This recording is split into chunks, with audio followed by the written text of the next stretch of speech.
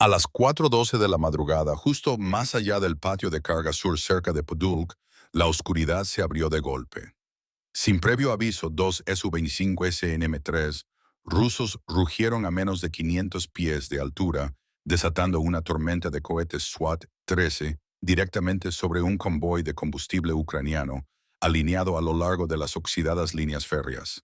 Casi simultáneamente, un par de misiles tácticos Iskander-M rugieron desde Kuga, impactando con precisión quirúrgica en antiguos bloques de fábricas que se creía albergaban elementos de mando ucranianos. Esto no fue solo un ataque. Fue el intento de Rusia de descarrilar la ofensiva antes de que el primer Abrams siquiera avanzara.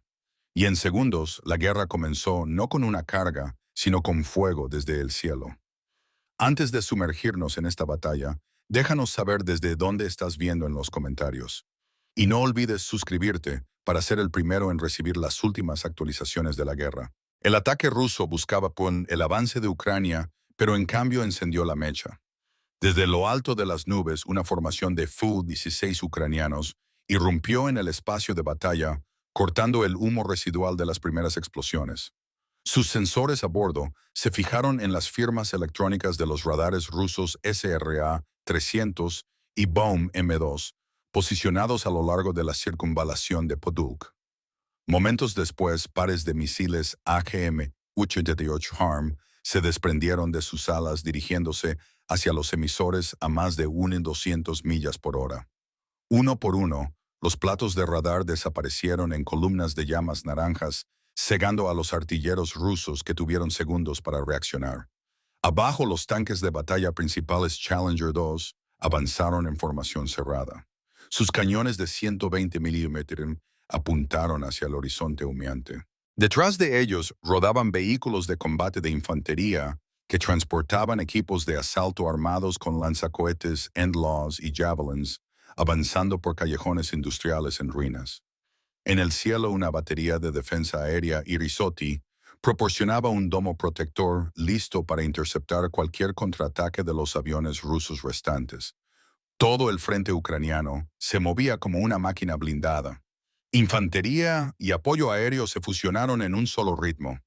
Los camiones rusos de guerra electrónica Boy Scout 2 intentaron saturar las ondas inundando las frecuencias con estática y ecos falsos. Pero los pilotos ucranianos, usando protocolos de salto de señal adaptativo, recalibraron en pleno vuelo. Sus sistemas de puntería nunca perdieron el objetivo. En minutos, las redes de comunicación rusas parpadearon y se silenciaron. La lucha por Podolsk ya no se trataba de fuerza bruta. Se trataba de quién podía controlar el ritmo, quién podía convertir el caos en coreografía. Y en ese momento el ritmo de Ucrania era más rápido, más agudo y más letal. Cuando los últimos radares rusos crepitaron y murieron bajo el peso de los misiles. HARM. La batalla descendió a las copas de los árboles. Ucrania aceleró el ritmo aún más. Helicópteros de ataque Mi-35 volando apenas a 50 pies sobre el dosel irrumpieron desde el borde occidental del bosque, con bengalas cayendo de sus cápsulas como lluvia fundida. Sus lanzadores montados en los costados dispararon misiles de ataque 920 en rápida sucesión, apuntando a vehículos blindados rusos que se retiraban hacia corredores de suministro. Varios impactos iluminaron la línea de árboles, convirtiendo camiones de combustible camuflados y BMPs en bolas de fuego. El rugido de las aspas de los rotores se mezcló con el trueno de las orugas de los blindados abajo, una tormenta de acero moviéndose a través de un terreno fracturado. Justo detrás del asalto de rotores, los soldados de asalto ucranianos montados en BMPG FBMS atravesaron un alcantarillado violado en el flanco este. Su objetivo no era el territorio. Era un sitio de retransmisión logística ruso, un búnker fortificado usado para canalizar municiones y combustible a las unidades de primera línea. Cargas explosivas despejaron la puerta. Combates cuerpo a cuerpo siguieron dentro. Los escuadrones ucranianos se movieron con velocidad, lanzando granadas aturdidoras y despejando salas en menos de 90 segundos. Un técnico ruso herido fue arrastrado a un lugar seguro en lugar de ser rematado. Las reglas de combate se mantuvieron firmes, pero Rusia estaba lista para responder. Tanques de batalla principales T-14, armados y raramente desplegados tan cerca de la línea, emergieron de hangares reforzados al norte de la zona de impacto. Elegantes ennegrecidos y completamente equipados, rodaron con precisión sus torretas escaneando en sincronía con drones de vigilancia arriba. Al mismo tiempo, un sistema de guerra electrónica, Mermano BN, se activó su enorme antena de más de 100 pies, extendiéndose y pulsando interferencias por todo el espacio de batalla. La telemetría de los drones ucranianos comenzó a parpadear. Algunos se congelaron, otros devolvieron posiciones falsas. El reconocimiento quedó repentinamente ciego. Lo que siguió no fue caos. Fue un punto muerto táctico librado en una niebla de algoritmos y terreno. Los blindados ucranianos seguían moviéndose guiados ahora por rutas preprogramadas y designadores láser a nivel del suelo. Los tanques rusos contraatacaron aprovechando la fusión de sensores y el seguimiento predictivo. Los escuadrones de infantería dependían de comunicaciones solo por voz gritando a través del humo y los disparos.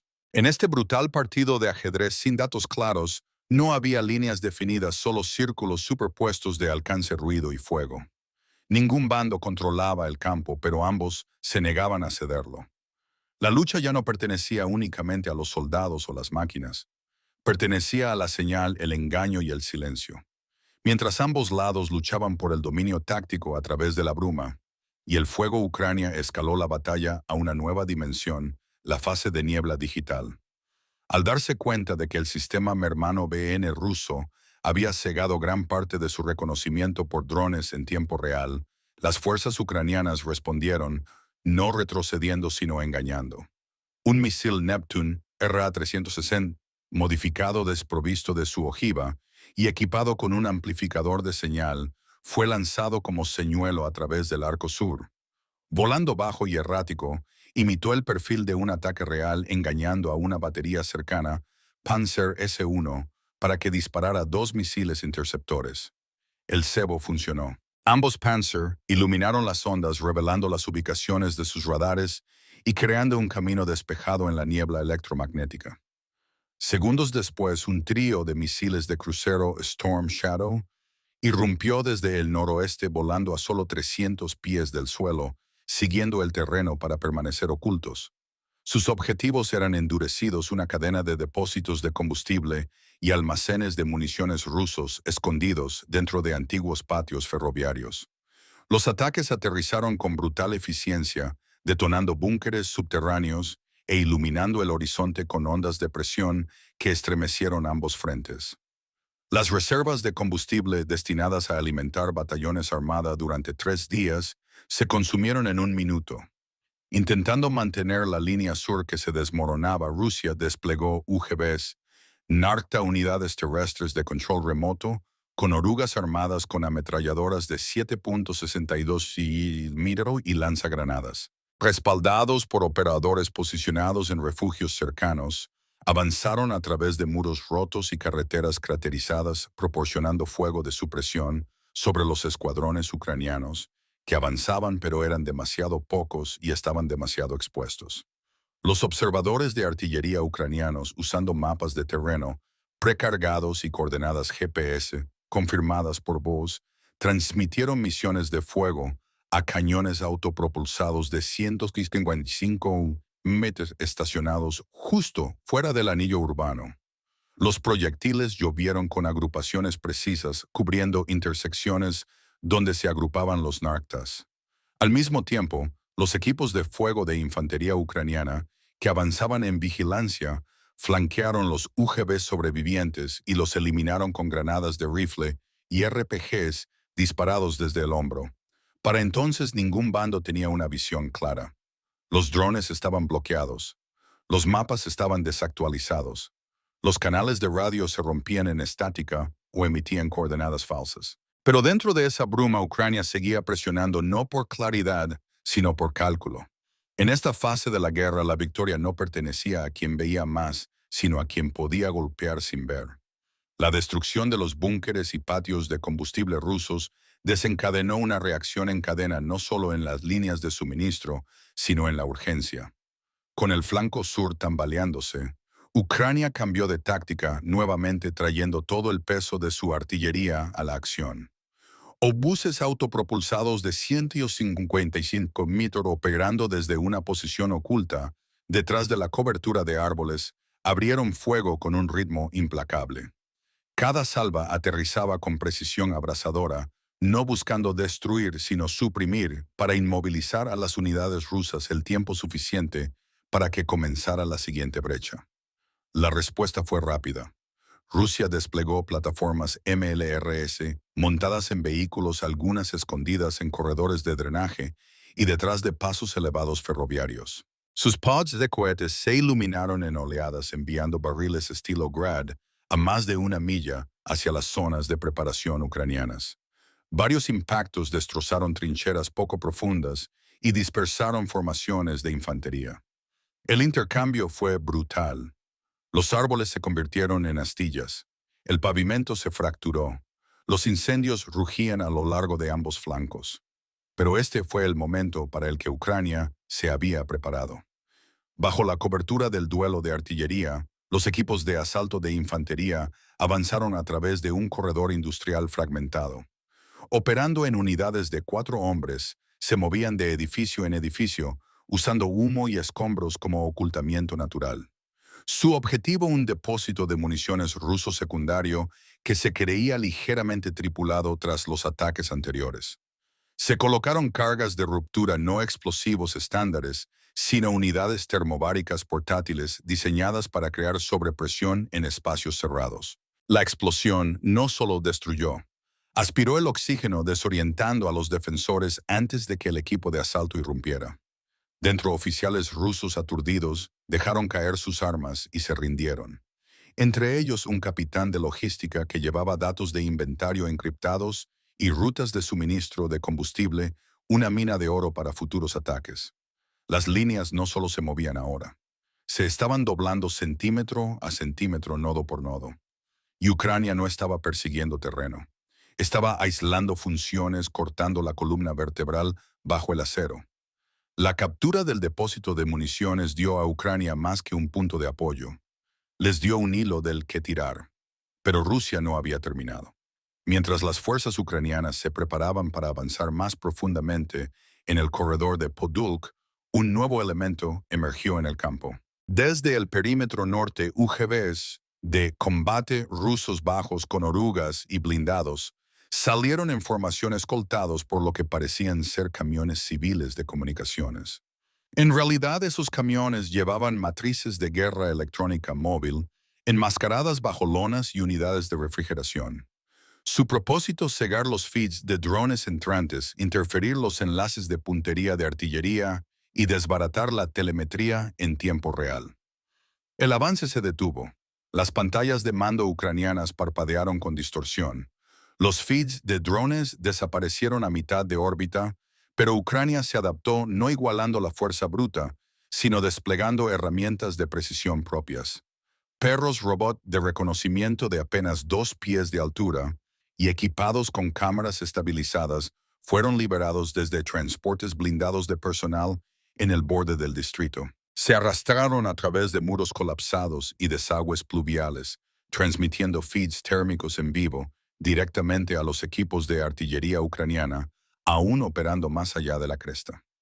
A través de sus lentes, los objetivos antes invisibles bajo escombros o estática se volvieron claros. UGVs rusos maniobrando a través de corredores de almacenes, camiones de mando estacionados bajo toldos, grupos de infantería, agrupándose detrás de contenedores de carga. Al mismo tiempo, una unidad de ingeniería ucraniana, moviéndose bajo fuego de supresión, alcanzó un antiguo puente de concreto, la última ruta directa, para que los tanques T-14 Armada se reabastecieran desde el norte. Trabajando en menos de 10 minutos, colocaron cargas moldeadas a lo largo de los puntales de soporte y se retiraron. La explosión no solo derribó el puente, colapsó la avenida de refuerzo. La columna armada, ahora atrapada sin logística, pasó de ser una punta de lanza a una carga. El cambio no fue ruidoso, pero fue decisivo. Las máquinas de Rusia habían llegado para restaurar el control. En cambio, estaban varadas, ciegas y casadas. Ucrania ya no solo estaba atacando, Estaba diseccionando el sistema nervioso del enemigo. Una señal, un puente, una máquina a la vez. Para cuando el humo se disipó del puente colapsado, el equilibrio había cambiado más allá de la recuperación. La línea rusa, una vez erizada de blindados y contramedidas electrónicas, se estaba fracturando bajo su propio aislamiento. Cortados del reabastecimiento, las tripulaciones de T-14 Armada abandonaron sus vehículos detonando cargas de autodestrucción antes de deslizarse en la niebla. Los camiones de guerra electrónica restantes, aún disfrazados como transportes de carga, quedaron humeando en el barro, sus mástiles de antena doblados como lanzas rotas. A lo largo del corredor en ruinas, los equipos de asalto ucranianos avanzaron en silencio disciplinado, despejando resistencia bloque por bloque. La última defensa organizada rusa alrededor del centro logístico de Podolsk cayó antes del amanecer. Las unidades dispersas huyeron al noreste bajo la cobertura de humo químico, dejando atrás convoyes destruidos, cajas de municiones quemadas y cables cortados de sus propios equipos de interferencia. Los escombros de Storm Shadow y el asfalto craterizado marcaron el suelo donde antes estaban los depósitos. Al anochecer, los ingenieros ucranianos habían asegurado el área y erigido una base de operaciones avanzada a unas 5 millas al norte del patio ferroviario, dentro del alcance de ataque de los accesos del sur de Moscú. Pero el avance se detuvo allí, no por agotamiento, sino por cálculo. El camino a Moscú ahora estaba abierto y ese tipo de puerta, una vez cruzada, nunca podría cerrarse de nuevo. Podolsk nunca debió caer, y sin embargo en menos de 5 horas su núcleo logístico fue destripado. Las líneas de combustible quedaron rotas. Las redes de comunicación se desvanecieron en estática. Los refuerzos blindados destinados a fortificar el acceso sur a Moscú estaban ahora detenidos o en llamas. Pero la verdadera ganancia no se midió en millas, se midió en horas. Ucrania había creado una ventana de iniciativa de 36 horas, un raro espacio para respirar en una guerra definida por la presión constante. Más importante, aún había abierto un corredor directo hacia las defensas del sur de Moscú y expuso cuán débilmente protegido estaba realmente el cinturón exterior. Si un centro tan profundo podía ser desmantelado tan rápidamente, ¿qué significaba eso para el resto de la columna vertebral de apoyo de Moscú? En la guerra moderna, la victoria no requiere la captura de una ciudad, solo la eliminación de la piedra angular que lo sostiene todo. Y en el denso humo negro que aún se elevaba de las ruinas de Podolsk, un solitario fusilero ucraniano emergió ayudando a un soldado ruso herido a ponerse a salvo, una mano sosteniendo su arma, la otra levantada, sosteniendo un paño blanco de rendición. Incluso aquí en la ruina, la humanidad perduraba. Por favor, dale like si te gusta este video. Comenta 1 para apoyar a Ucrania, 2 si amas la paz y odias la guerra, y 3 si no te gusta esta noticia. A las 9:42 de la mañana en las afueras de Stabilsk, Luhansk, el silencio se rompió cuando una tormenta de fuego descendió. Casas Su-30, baterías de artillería de cohetes, camiones blindados y helicópteros armados con ametralladoras convergieron para proteger un convoy ruso detenido para repostar sin previo aviso. Los Su-30 rugieron desde el este desatando andanadas de cohetes, mientras los cañones de largo alcance disparaban desde millas de distancia. Esto no fue una cobertura rutinaria de una red de vigilancia que amenazaba con restaurar el dominio de artillería ruso. En segundos la calma se hizo añicos y el caos estalló en la guerra moderna. No apartes los ojos de la pantalla hasta que se revele el secreto. No olvides suscribirte al canal y compartir tus pensamientos sobre esta batalla en la sección de comentarios. El ataque ruso en Stabilsk apenas se había desvanecido cuando Ucrania puso en marcha sus propias piezas. Desde el borde del bosque de Spanato, un dron de reconocimiento DJI Mavic 3 se elevó al cielo gris de la mañana. Sus sensores escaneaban cada firma de calor a lo largo de la carretera. Bajo el dosel, unidades robóticas, con orugas cargadas con minas antitanque TM-62, se arrastraban silenciosamente, incrustando explosivos a lo largo de las rutas de escape probables, convirtiendo la línea de árboles en una cuadrícula mortal. Cada movimiento estaba calculado. cada mina colocada para encerrar al convoy una vez que comenzara el tiroteo. Más atrás, un camión móvil de guerra electrónica extendió su matriz de antenas inundando el aire con señales de interferencia. En momentos, las radios rusas crepitaron en silencio. Sus pantallas de radar se desvanecieron en estática. El campo de batalla se volvió ciego y sordo. El convoy, sin saberlo, quedó aislado del mando. Sobre la línea de árboles, el trueno bajo de los motores a reacción rodó. Un par de cazas ucranianos Su-27 volaron en paralelo a 12.000 pies, sus siluetas deliberadamente visibles en el horizonte. Aún no atacaron. Su misión era de disuasión, manteniendo a los aviones rusos cautelosos y preservando el equilibrio aéreo. El escenario estaba preparado. Un convoy vulnerable en la ruta P-66, minas al acecho en sus flancos, comunicaciones cortadas y el cielo silenciosamente reclamado por Ucrania. Lo que siguió no fue solo preparación, fue el ajuste de un lazo. La trampa estaba lista. Y una vez que sonara el primer disparo, no habría vuelta atrás. A las 10:00 de la mañana en punto, el silencio que había colgando sobre la ruta P-136 se rompió como vidrio bajo presión. La red de reconocimiento establecida desde Spanato había hecho su trabajo. Cada flanco minado, cada frecuencia interferida, cada avenida de escape cerrada. Ahora venía el martillo. Desde poco más de 2 millas de distancia, dos drones suicidas de vista en primera persona rugieron bajo apenas a 30 o 40 pies del suelo, siguiendo los contornos de la carretera como cazadores acercándose a su presa. El drone líder se fijó en el camión central del convoy, lleno hasta los topes con proyectiles de artillería. El segundo se desvió ampliamente, rozando campos secos antes de dirigirse hacia el vehículo trasero. Los operadores contuvieron la respiración, mientras las cámaras parpadeaban con el brillo de las firmas de calor. 5 camiones de municiones rusos agrupados con un espacio de 20 pies. Soldados deambulando perezosamente a su alrededor sin saber que el lazo ya se había cerrado. Luego impacto. El primer UAV golpeó el camión número 3 directamente en su lateral. Su carga moldeada detonó con la fuerza de un trueno. Un chorro de cobre fundido atravesó el blindaje de acero encendiendo las cargas propulsoras apiladas dentro. En un instante el corazón del convoy se convirtió en un horno. El fuego lamió hacia el cielo, el humo negro trepó cientos de pies. Los soldados gritaron en pánico, sus rifles disparando al aire vacío, pero sus rondas de 7 Pubusum 60 no significaban nada contra máquinas que volaban a más de 80 millas por hora. Antes de que pudieran siquiera reagruparse, el segundo UAV se estrelló contra el último camión, sellando el convoy por detrás. Una segunda bola de fuego desgarró hacia arriba, fusionándose con el incendio en el centro, atrapando a los vehículos restantes entre dos infiernos. Las llamas surgieron por la línea de camiones como una mecha prendiendo pólvora seca. En menos de un minuto la ruta P-76 era un corredor de fuego. El convoy ruso ya no era una línea de suministro, era un objetivo consumido. Y para Ucrania esto no fue la conclusión de una misión, fue solo el acto inicial.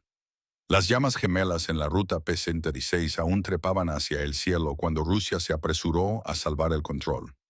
En minutos el golpe sordo de las aspas de los rotores tronó a través del horizonte lleno de humo. 2 helicópteros de ataque Mi-24 Hind, sus alas cortas erizadas con pods de cohetes y ametralladoras pesadas, se lanzaron hacia el convoy en llamas. Volando apenas a 300 pies del suelo, avanzaron a través de la bruma, decididos a repeler cualquier mano invisible que hubiera destripado su línea de suministro. Su misión era simple: suprimir a los atacantes, asegurar los restos y demostrar que Rusia aún dominaba los cielos. Pero Ucrania había estado esperando este movimiento. Desde gran altitud, un par de Su-30 Flankers descendió a través de las nubes sus motores gemelos, rugiendo mientras se inclinaban en carreras de ataque. El aire tembló bajo el empuje crudo y el fuego de trazadoras cosió el cielo en arcos letales. Cada giro del combate aéreo empujaba a los jets más cerca a sus posquemadores, tallando rayas de naranja contra la mañana gris. Abajo, las tropas rusas que habían sobrevivido a las explosiones se congelaron observando cómo la batalla pasaba de la carretera al cielo.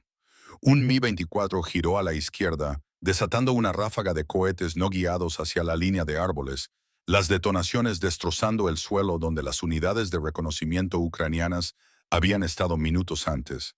El segundo Hind ascendió rociando su ametralladora pesada al aire persiguiendo siluetas fantasmas, pero los Su-30 presionaron con fuerza sus bloqueos de radar inquebrantables. Con un descenso repentino, un piloto ucraniano liberó un misil de corto alcance a menos de 2 millas de distancia.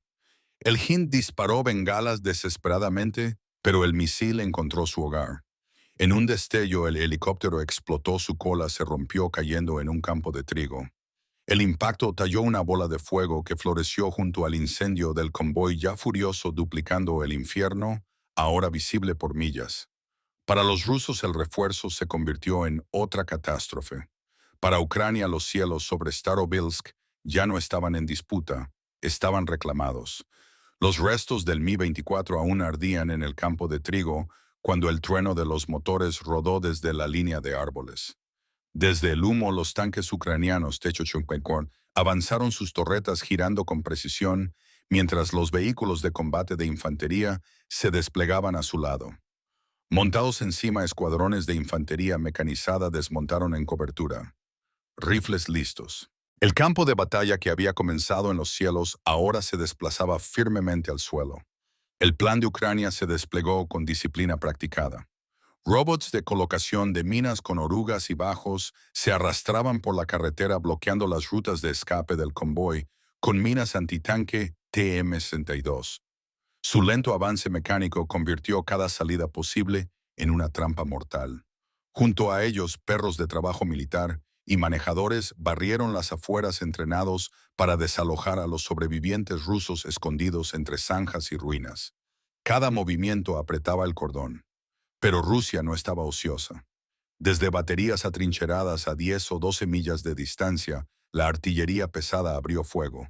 Los proyectiles gritaron por encima estrellándose en campos y carreteras alrededor de Starobilsk, bañando de tierra y acero el avance ucraniano. Sin embargo, Ucrania había preparado para esto. Los sistemas de radar de contrabatería se fijaron en las posiciones de disparo, transmitiendo coordenadas en segundos. Casi al instante, los obuses y lanzacohetes ucranianos respondieron sus explosiones, convirtiendo las líneas de cañones rusos distantes en pilares de humo. El borde exterior de Starobilsk se iluminó con truenos, cada impacto destellando como relámpagos en el horizonte. El borde de la ciudad se convirtió en un caldero. Duelos de artillería resonando en la distancia. Tanques rechinando sobre el asfalto. Infantería avanzando bajo fuego de cobertura. Las tropas rusas aún agrupadas cerca del convoy estaban atrapadas en el lugar, incapaces de retirarse con sus comunicaciones interferidas y sus flancos minados. En menos de una hora, las afueras antes tranquilas de Starobilsk se habían convertido en un campo de batalla de espectro completo, blindados, artillería, drones e incluso animales trabajando en concierto. La lucha ya no se trataba de un convoy. Se trataba de tomar el terreno y aplastar la capacidad de Rusia para contraatacar. El rugido del fuego de contrabatería aún resonaba en las afueras de Starobilsk, cuando las tropas rusas, sacudidas pero desesperadas, corrieron de vuelta hacia el convoy en llamas. Su misión era clara: salvar cualquier munición que quedara antes de que se perdiera en el infierno. Pequeños grupos de soldados corrieron por la carretera ennegrecida, arrastrando cajas de camiones medio destruidos, intentando sacar orden del caos. Pero cada paso adelante encontraba resistencia. Desde posiciones ocultas a lo largo de la línea de árboles, la infantería mecanizada ucraniana abrió fuego con armas automáticas, abatiendo a los soldados que intentaban reagruparse. Por encima, drones de vista en primera persona circulaban bajo, lanzándose como avispas de acero. Uno se estrelló en una pila de cajas, detonando en una explosión que esparció fragmentos por el sitio del convoy. Otro cortó a través del tejado abierto de un camión de mando, estallando en una bola de fuego que obligó a los soldados restantes a dispersarse. Los rusos intentaron pedir refuerzos, pero sus radios zumbaban con nada más que estática.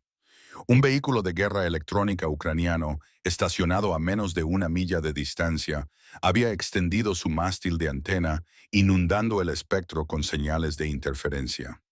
Cada intento de contactar baterías de artillería o cobertura aérea quedó en silencio. Las tropas rusas en Starobilsk estaban luchando solas aisladas del mando superior. Atrapadas entre los restos en llamas y los implacables ataques ucranianos, la disciplina comenzó a colapsar. Los soldados se agachaban detrás de los cascos humeantes de los camiones disparando salvajemente hacia la línea de árboles o a los drones zumbando por encima. Sus destellos de cañón brillaban inútilmente contra el cielo. Otros dejaron caer sus rifles por completo corriendo por los campos, solo para ser empujados de vuelta por ráfagas de fuego de tanques o campos minados colocados horas antes por unidades robóticas. El convoy, que una vez había sido la columna vertebral de un esfuerzo de reabastecimiento, ahora era una prisión. Los blindados ucranianos se alzaban desde los flancos. La infantería se acercaba con cada andanada, y los drones golpeaban con precisión quirúrgica cada vez que un foco de resistencia intentaba formarse. Los rusos no tenían espacio para maniobrar sin cobertura aérea y sin comunicaciones. Para el final de la hora, el campo estaba lleno de armas abandonadas y vehículos destrozados. Grupos de soldados rusos, algunos heridos y tambaleándose, se escabulleron en dos y tres, dejando atrás su misión y sus muertos. El empuje había tenido éxito. Ucrania no solo había destruido los camiones de municiones, sino que también había roto la línea trasera que Rusia había contado para sostener la lucha. Música. A las 11:10 de la mañana, la retaguardia rusa ya estaba en retirada, su esfuerzo de salvamento aplastado bajo el fuego ucraniano. Pero la operación estaba lejos de terminar. Desde un sitio de lanzamiento oculto al oeste de Svato, una segunda ola de drones suicidas cortó bajo a través de los campos, siguiendo coordenadas encriptadas hacia un depósito de municiones temporal posicionado a lo largo de la orilla norte del río Edar.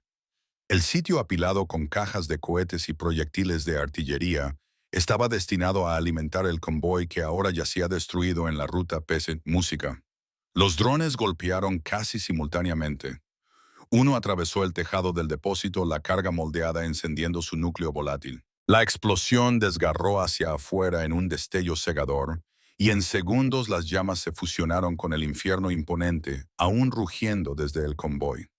Dos pilares de fuego masivos ahora se alzaban lado a lado, visibles por millas como gigantes fundidos, sosteniendo a Starobilsk en su agarre. El terreno se cerró en una zona de muerte. Carreteras fracturadas, campos minados, sellaron los flancos y las tropas rusas no tenían espacio para reagruparse. El convoy se había ido, el depósito consumido, y la arteria de suministro P-66 yacía paralizada. Para Rusia, Starobilsk ya no era un centro logístico, era un cementerio humeante de acero y fuego. Los pilares de fuego gemelos a lo largo del río Edar aún ardían mientras las fuerzas ucranianas se retiraban en orden medido. La misión estaba completa. Todo el convoy ruso y su depósito avanzado en Starobilsk habían sido aniquilados. Más de 50 toneladas de proyectiles y cohetes reducidos a cenizas en menos de 2 horas. Estratégicamente, Rusia había perdido su línea de vida. El reabastecimiento en Luhansk estaría cortado por al menos una semana, forzando convoyes más pequeños y lentos, y despojando a los grupos de artillería de impulso. Las implicaciones eran más profundas que las municiones perdidas. Starobilsk, considerado intocable durante mucho tiempo, había sido penetrado y destrozado. Si incluso este centro podía caer, ¿qué zona trasera podía Moscú aún llamar segura? Sin embargo, en medio de la destrucción, Ucrania permitió un corredor para que los rusos heridos escaparan, subrayando que el ataque estaba dirigido a la capacidad de combate, no a civiles. Mientras el humo negro trepaba miles de pies hacia el cielo, los blindados ucranianos se retiraron en silencio, dejando atrás una ciudad temblando bajo el peso de la nueva realidad de la guerra moderna, profundizando el aislamiento de la academia. Los defensores dentro, una vez esperanzados en refuerzos, quedaron con nada más que el eco de las explosiones y la comprensión de que el lazo se estaba apretando rápidamente. El fracaso del contraataque ruso dejó a la academia expuesta, su anillo exterior de defensas roto y sus refuerzos dispersos. Ucrania aprovechó el momento. Desde arriba, drones suicidas de merodeo se lanzaron de cabeza hacia el salón principal de la academia, detonando en un destello cegador que destrozó ventanas y colapsó el tejado donde se habían reunido oficiales superiores. La explosión envió ondas de choque a través de los defensores, dejando el centro de mando en caos. Al mismo tiempo, la infantería blindada asaltó la puerta norte. Una carga moldeada destrozó la barricada, despejando el camino para que los tanques T-84 y escuadrones de tropas mecanizadas irrumpieran dentro. Robots de reconocimiento de 4 patas se escabulleron por los estrechos corredores de la academia. Sus cámaras montadas transmitían feeds en tiempo real a los comandantes ucranianos afuera. Con cada pasillo despejado y cada puerta violada, el orgulloso centro de mando de la academia cayó pieza por pieza. El asedio se convirtió en una ocupación y el cerebro de guerra de Rusia colapsó desde dentro. Con el salón de mando de la academia reducido a escombros y sus corredores invadidos, Ucrania aseguró su victoria decisiva. La Academia Militar del Estado Mayor, una vez el corazón palpitante del entrenamiento de oficiales rusos, quedó lisiada más allá de la recuperación. Sus aulas yacían en ruinas, su puesto de mando silenciado, y su rol como centro para dirigir campañas borrado en una sola noche. Estratégicamente, Rusia se vio obligada a dispersar sus centros de entrenamiento y liderazgo, debilitando su capacidad para reponer comandantes en el frente. Sin embargo, Ucrania templó la destrucción con disciplina. Los oficiales rusos heridos fueron evacuados, demostrando que el ataque apuntaba a la capacidad de combate, no a civiles. Mientras las columnas ucranianas se retiraban bajo imponentes columnas de humo que se elevaban miles de pies hacia el cielo del amanecer, Moscú quedó temblando con una nueva pregunta cruda. Si incluso su academia militar podía caer, ¿qué fortaleza permanece? ¿Qué fortaleza permanece? ¿Qué fortaleza permanece? ¿Qué fortaleza permanece? ¿Qué fortaleza